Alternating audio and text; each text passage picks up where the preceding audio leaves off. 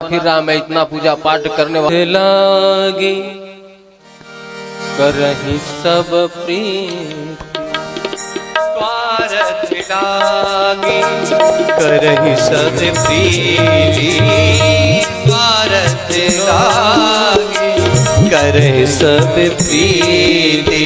ये केवल देवताओं का काम नहीं है, ये हम लोगों का भी यही काम है। मंदिर में गए, महाराज लड्डू चढ़ा देंगे, नारियल चढ़ा देंगे, चुनरी चढ़ा देंगे, फलाना यज्ञ करवा देंगे, मेरा ये कार्य हो जाए। भगवान को नौकर बना दिया। दूसरे जो भक्त होते स्वार्थी होते, सूर नर जन मुनि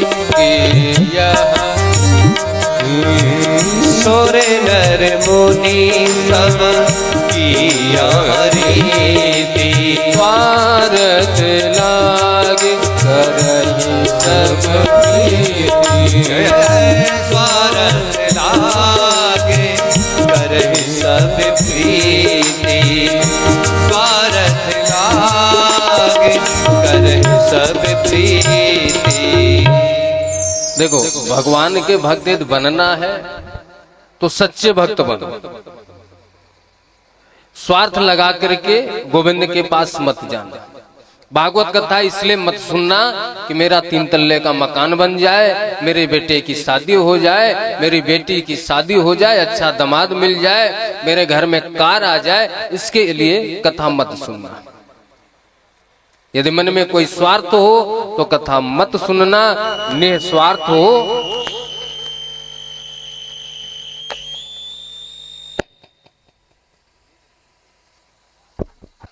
जो भगवान के सच्चे भक्त होते हैं उनके जीवन में तो कोई कष्ट है ही नहीं। उनके तो हाथ कट जाए, पांव कट जाए, लोग उनको गाली दे, कंकड़ मारे, कोई फर्क नहीं पड़ता। वो तो कहते हैं तेरी रजा में राजी हूं, जो तेरी रजा उसमें मैं राजी हूं, जो तेरी मर्जी हो करा ले भाई।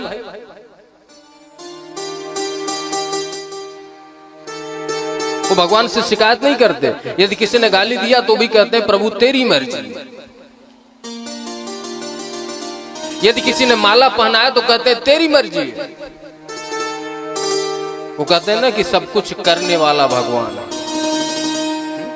हर कोई कहता है जो करने वाला भगवान ही सब कुछ करता है, जो लिखा है वही होगा, जो बदा है वही होगा। ये उसके लिए होता है जो सब कुछ भगवान के ऊपर डिपेंड हो जाए, माने।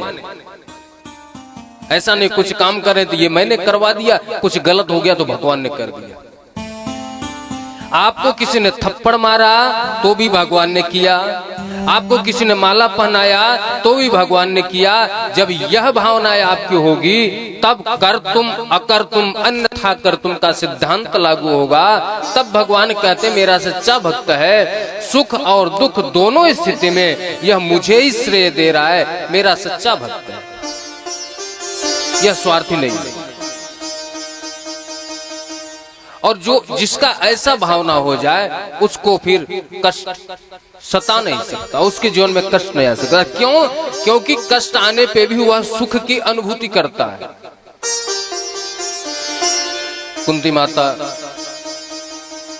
पूरे जीवन में कष्ट मिला, लेकिन भगवान से कहती है गोविंद यति सयाद पुनर्भव दर्शनम, आप मुझे वरदान में देना चाहते हो तो दुख दे दो, सुख नहीं चाहिए। बताओ कोई दुख मांगेगा? हम लोग मंदिर में जाते हैं, पूजा पाठ करने जाते हैं तो भगवान से कभी मांगते हैं कि हमें दुख दे दो? कोई नहीं मांगता, क्योंकि हम लोग भौतिक वस्तु की आसक्ति में डूबे हुए हैं। खाओ पियो मौज करो, सुबह शाम दोपहर चाय नाश्ता ऊपर से 365 दिन खाओ, खाने का अलावा कोई काम नहीं। खाओ सो जाओ, फिर जगो फिर खाओ, फिर जगो फिर खाओ। यही काम तो पशु भी कर रहे हैं।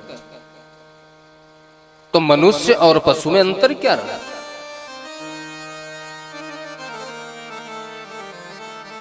बड़े भाग मानुष तन पावा। ये मनुष्य तन बड़े भाग्य से मिला है। इसी शरीर की आसक्ति, संसार की आसक्ति, खाने पीने की आसक्ति, संसार में डूबे रहे तो फिर से संसार में आना पड़ेगा।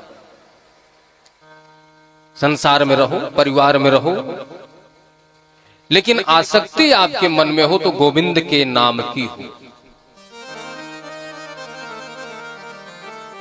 हरि नाम संकीर्तन। एक दिन भजन करने से भजन जिंदगी में नहीं आता। बड़ा मन हुआ, थोड़ा ताली बजा लिया, कीर्तन कर लिया, झांझ बजा लिया, भजन आनंदी बन गए। लोग बोलते हैं सत्संग हो रहा है। ढोलक ले लिए, बजा लिए, चार इधर उधर के गाना गा लिए, हो गया सत्संग। प्रायः सत्संग आजकल की यही है।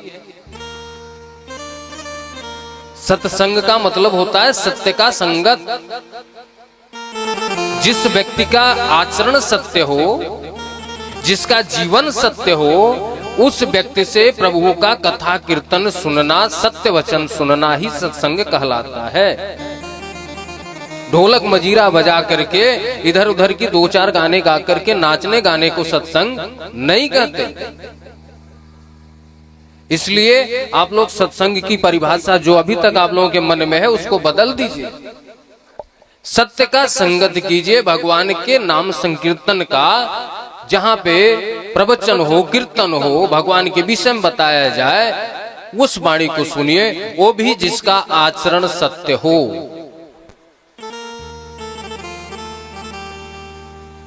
धर्म न दूसर सत्य समान, धर्म न दूसर सत्य समान, धर्म न दूसर सत्य समान, धर्म न दूसर सत्य समान। यदि आप सत्य मार्ग पे चल रहे हैं, आपके जीवन में सत्य है, ईमानदारी है, किसी को आप दुख नहीं दे रहे हैं, किसी को पीड़ा नहीं दे रहे हैं,